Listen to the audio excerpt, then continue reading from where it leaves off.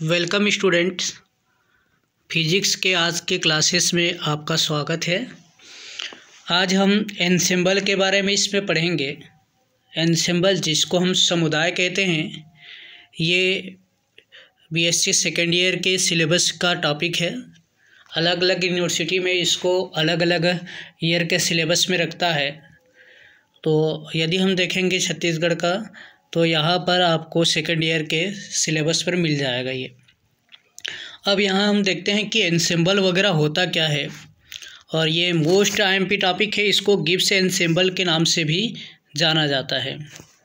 तो यदि हम देखेंगे एनसेम्बल, तो थर्मोडायनेमिक्स में हम पढ़ते हैं, जो ऊष्मागतिकी वगैरह आप पढ़े होंगे, तो ऊष्मागतिकी में हम देखते हैं कि ये जो ऊष्मागतिकी होता है हमारा जो होता है, ये इसमें हम जो है मैक्रोस्कोपिक वेरिएबल्स के बारे में हम ज़्यादा पढ़े हैं।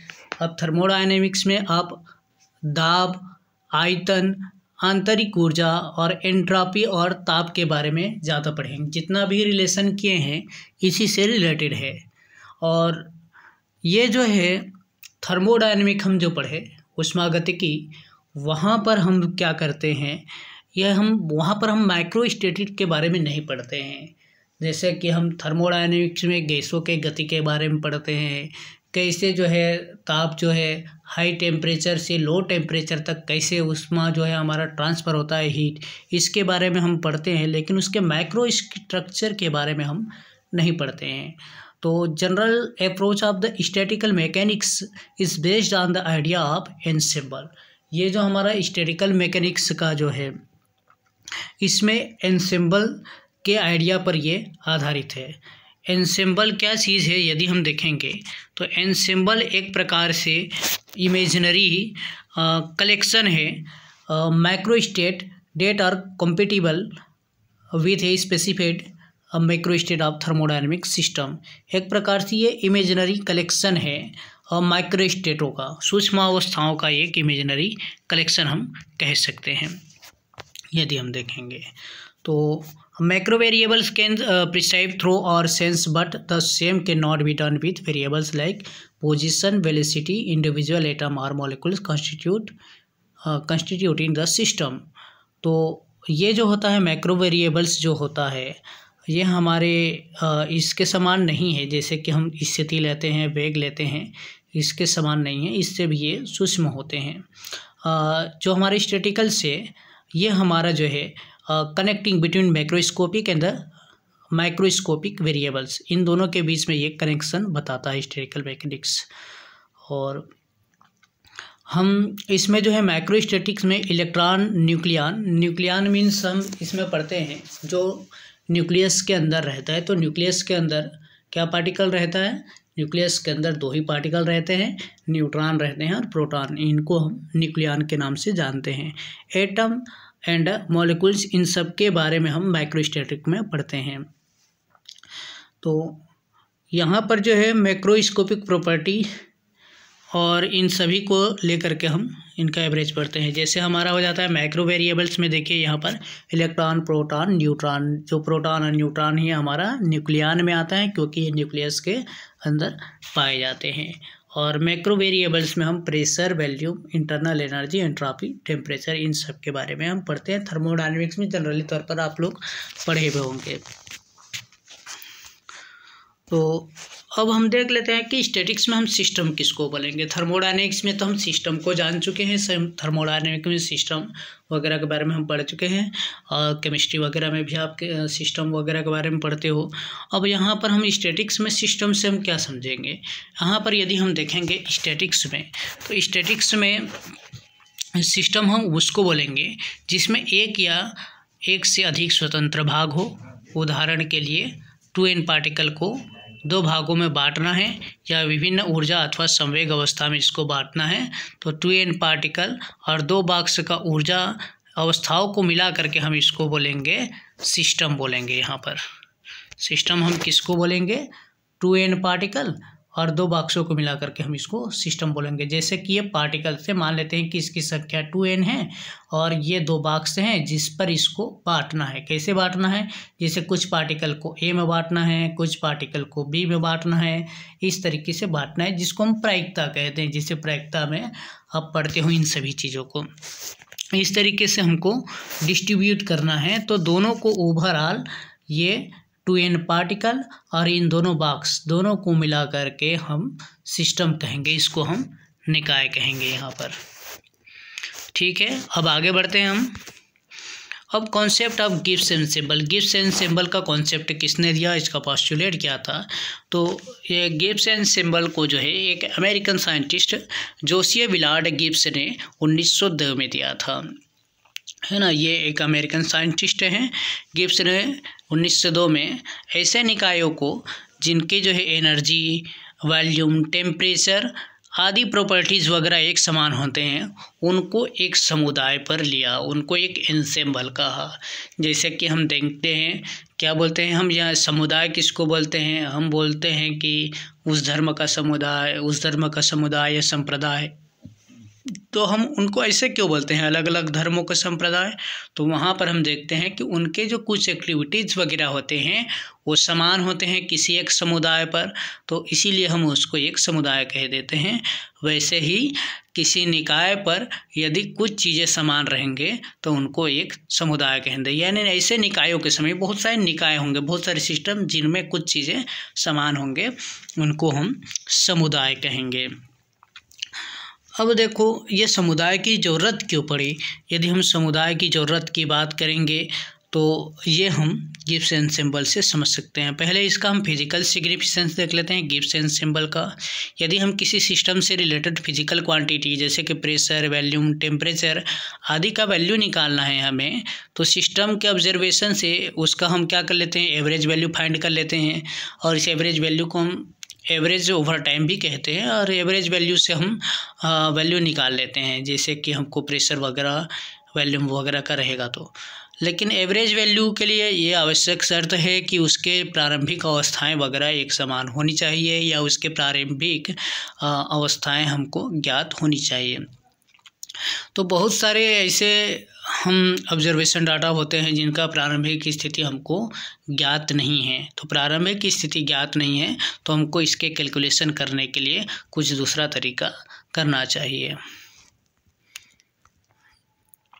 तो इसी दूसरा तरीका के लिए इसमें गिब्स ने ये समझो अपना ये समुदाय का कॉन्सेप्ट दिया था। यदि हम किसी निकाय की प्रारंभिक अवस्था का पूर्ण ज्ञान होता है तो यांत्रिक के नियमों के आधार पर उपयोग करके हम निकाय की या अन्य क्षण पर अवस्था ज्ञात कर सकते हैं। यदि हमको प्रारंभिक अवस्था ज्ञात नहीं है तो हम क्या करेंगे?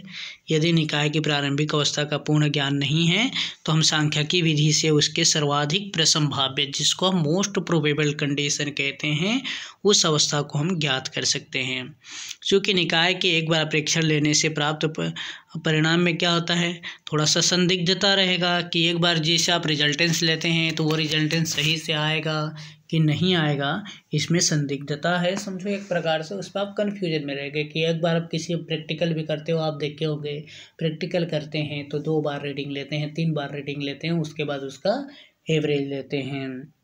तो अतः हमको अनेक बार प्रेक्षण लेने पर ज़रूरत पड़ता है, तो उससे हम फिर उसका एवरेज निकाल लेते हैं। लेकिन समुदाय में जैसे कि निकायों का माध्य गुण ज्ञात करने के लिए गिब्स ने एक अच्छी विधि दिया था, जिसको हम गिब्स की समुदाय विधि या एंसेम्बल मेथड कहते हैं। तो एंसेम्बल मेथड के लिए इन्होंने ये कहा कि उष्मागतिक निकाय जैसे असंख्य अनियमित गति करने वाले पार्टिकल से मिलकर के बने हुए हैं। तो असंख्य पार्टिकल से ये मिलकर के तो बने हुए हैं, अतः निकाय की प्रारंभिक अवस्था का वास्तविक ज्ञान होना अत्यंत कठिन है। तो इसके लिए क्या किया जाए? तो गिब्स ने एक सुझाव दिया कि समय का औसत ज्ञात करने के बजाय हम निकाय के समूह की कल्पना करें और किसी निश्चित समूह के लिए औसत मान हम ज्ञात कर लें। यह कैसे करें? तो यहाँ पर हम एक एग्जाम्पल समझते हैं। कैसे एग्जाम्पल? जैसे कि यहाँ पर देखिए आप डायग्राम पर, ये आपको सिक्के का समूह दिख रहा है। जैसे यहाँ पर ये सिक्के रखे हुए हैं। अब देखिए आपको करना ये है कि 1000 बार किसी सिक्के को उछाल करके हेड या टेल ज्ञात करना है। तो इसको तो कितने बार हेड आएगा, कितने बार टेल आएगा, ये निकालना है। तो इसके लिए हम ये भी कर सकते हैं, देखो सिक्के को कई बार उछालने की अपेक्षा, जैसे 1000 बार हम जो उछालें उसके अपेक्षा 1000 सिक्के का समुदाय लेकर के, जैसे 1000 सिक्कों का हम समुदाय ले लें और उसको एक ही बार उछाल दिया जाए, तो एक ही बार उछाल दिया जाए तो इसमें क्या होगा, ये ज़्यादा सही होगा। क्यों सही होगा? क्योंकि सभी सिक्कों के लिए स्थिति एक समान होगी, प्रारंभिक कंडीशन एक समान होगा। तो इस तरीके से हम इसके जो है प्रोबेबिलिटी को फाइंड कर सकते हैं, प्रायिकता फाइंड कर सकते हैं। ठीक है, इसी तरीके से हमको एनसेम्बल में करना है। तो एनसेम्बल को यहाँ पर 3 तरीके से डिवाइड किया गया है, या समझो ये हमारा 3 एनसेम्बल है। तो ऐसे निकाय के समूह जिसमें सभी निकाय बिल्कुल एक जैसे हों तथा सभी निकाय सभी अभिगम्य अवस्थाओं में वितरित हों, हमारा ये समुदाय कहलाता है। तो इससे ये क्लियर होता है कि समुदाय निकाय के स्थूल स्तरीय तौर पर एक जैसे होंगे, जैसे उनके आयतन, दाब, ऊर्जा, ताप, कणों की संख्या आदि ये सभी समान होंगे तथा ये एक दूसरे पर निर्भर नहीं करेंगे। तो समुदाय में निकायों की संख्या कितनी हो सकती है? तो इसकी संख्या को हम अनंत भी मान सकते हैं, बहुत ज़्यादा रहते हैं तथा निकायों की स्थिति और संवेग के निर्देशांक भी अलग अलग होंगे। तो यहाँ पर हम समुदाय को यहाँ देखते हैं, समुदाय को हम यहाँ 3 तरीके से डिवाइड किए हैं। आपके बुक में अलग अलग टाइप के मिल जाएगा, कोई सा भी आगे पीछे हो सकता है। तो यहाँ पर हम देखेंगे कैनोनिकल एनसेम्बल को हम पहले लिए हैं। कैनोनिकल एनसेम्बल को विहित समुदाय भी कहते हैं। कैनोनिकल मतलब अब समझ जाओ कि ये विहित है, एनसेम्बल का समुदाय है। और मैक्रो कैनोनिकल एनसेम्बल, इसको हम सूक्ष्म विहित समुदाय कहते हैं, क्योंकि मैक्रो मतलब होता है सूक्ष्म, तो इसको बोलेंगे सूक्ष्म विहित समुदाय। ग्रैंड कैनोनिकल सिस्टम, तो ग्रैंड मतलब आप समझते हो बृहद या बड़ा होना चाहिए, जैसे आप बोलते हो आपके पापा से भी जो बड़े हैं उसको क्या बोलते हो आप? ग्रैंडफादर, है ना। तो ऐसे ही होगा आपका ग्रैंड कैनोनिकल एनसेम्बल, बृहद विहित समुदाय। तो बृहद विहित समुदाय हो गया। अब हम देख लेते हैं इसको अलग अलग, जैसे कैनोनिकल एनसेम्बल हम किसको कहेंगे? जिसको हम विहित समुदाय कहते हैं। तो ऐसे समुदाय को हम बृहद विहित समुदाय कहेंगे, जैसे कि आप डायग्राम में देख ही रहे होंगे। ये जो डायग्राम है यहाँ पर यदि हम देखेंगे तो सभी पर देखो ये TVN TVN TVN सभी पर ये दिखाई दे रहा है। तो TVN मतलब यहाँ पर हम ऐसे समूह लेंगे जिसमें सभी निकाय ठीक एक जैसे होंगे, जिसको हम आइडेंटिकल कहते हैं। देखो सभी में TVN दिख रहा है, सभी एक जैसे हैं, तो ये सभी क्या हैं? आइडेंटिकल हैं। एक जैसे जो रहते हैं उसको हम आइडेंटिकल कहते हैं। सभी निकाय किसी ऊष्मा सोर्स के साथ ऊष्मीय संतुलन पर होंगे। देखिए सभी में टेम्परेचर समान है, T का वैल्यू क्या है? सभी में समान है, सभी में हम T लिए हैं, तो हम ये कह सकते हैं कि ये आपस में ऊष्मीय संतुलन में, थर्मल इक्विलिब्रियम में होते हैं। तो विहित समुदाय जो होते हैं ये इस तरीके से होंगे। इस प्रकार यदि हम देखेंगे विहित समुदाय में या हम कैनोनिकल एनसेम्बल में, प्रत्येक निकाय का आयतन समान रहेगा और प्रत्येक निकाय में कणों की संख्या भी समान रहेगी तथा प्रत्येक निकाय का ताप भी समान रहते हैं। इस समुदाय में प्रत्येक निकाय एक दूसरे से जो क्या रहेंगे? एक प्रकार से रिजिड वाल और कंडक्टर वाल से अलग किए रहेंगे। देखो इनके बीच में इस तरीके से ये दीवार दिख रहे हैं, ये दीवार क्या है? पूरी तरह से रिजिड है और ये कंडक्टर वाल है। कंडक्टर वाल कैसे जानेंगे? कंडक्टर वाल है तभी तो सभी में क्या है? इसके टेम्परेचर समान है। यहाँ सिर्फ ऊष्मा का आदान प्रदान हो सकता है इनके बीच पर, और लेकिन इनके बीच में अणुओं की संख्याओं का आदान प्रदान नहीं हो सकते। अणुओं की, हालांकि यहाँ अणुओं की संख्याएं समान हैं, लेकिन यहाँ पर अणुओं की संख्याओं का या अणुओं का आदान प्रदान नहीं हो सकता, क्योंकि ये रिजिड वाल रहता है। और इसके चारों तरफ ये जो दिख रहा है आपको, ये लाइनिंग टाइप का, इसका मतलब ये है कि ये पूरी तरह से इंसुलेटर वाल है, बाहर से कोई सा भी एनर्जी वगैरह नहीं आ सकता। तो ये हम देख लिए कैनोनिकल एनसेम्बल। अब हम देख लेते हैं मैक्रो कैनोनिकल एंसेंबल। अब यहाँ पर देखिए मैक्रो कैनोनिकल एंसेंबल में सभी में आपको EVN दिखाई दे रहा है। तो the number of the macro canonical ensemble do not interact at all with their surrounding. ये किसी से इंटरेक्ट नहीं करते हैं। तो किसी से इंटरेक्ट नहीं करते हैं तो क्या है, ये सभी अलग अलग हैं। तो कैसे सभी अलग अलग हैं, तो ये मान सकते हो कि इनके बीच में ये अलग अलग, ये अलग है, ये अलग है, ये अलग है ना। इनके बीच में किसी भी चीज़ का आदान प्रदान नहीं होता है। It consist of independent identical system having same energy volume and number of particle.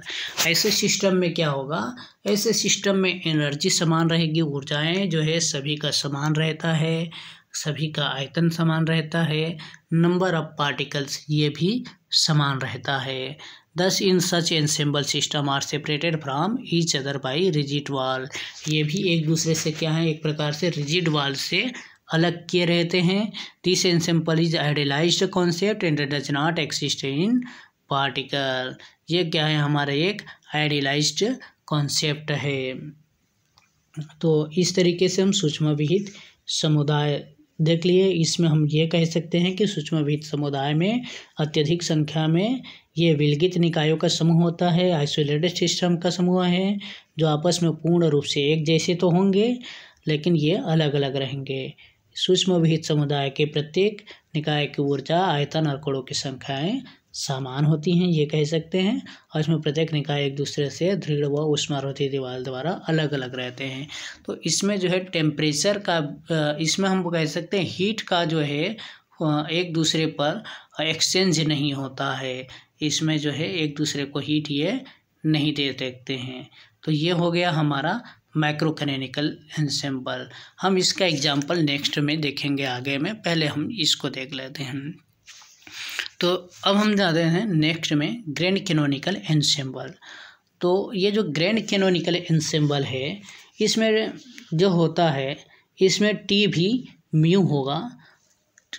T भी म्यू मतलब, ये भी मतलब होता है हमारा वॉल्यूम और टी होता है टेम्परेचर।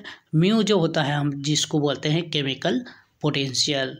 तो इसमें सभी सिस्टम पर क्या होगा, केमिकल पोटेंशियल जो होता है वो समान रहेगा। लेकिन यहाँ पर जो डायग्राम में ये पूरी तरह से ये लाइनअप दिख रहा है, ये लाइनअप डॉट नहीं होगा, ये थोड़ा सा इस तरीके से डॉट डॉट ये होना चाहिए, क्योंकि ये जो होता है पूरी तरह से रिजिड दीवार से नहीं रहता है ना। तो इसको डॉट डॉट कर लेना आप लोग। तो यदि यहाँ पर हम देखेंगे ग्रैंड कैनोनिकल एंसेंबल पर, the member of grand canonical ensemble can exchange heat work as well as particle with reservoir. ये रिजर्वर से हीट का एक्सचेंज कर सकते हैं। Thus it can interact thermal mechanically and diffusively with reservoir. Heat is a collection of assemblies having same temperature, volume, chemical potential.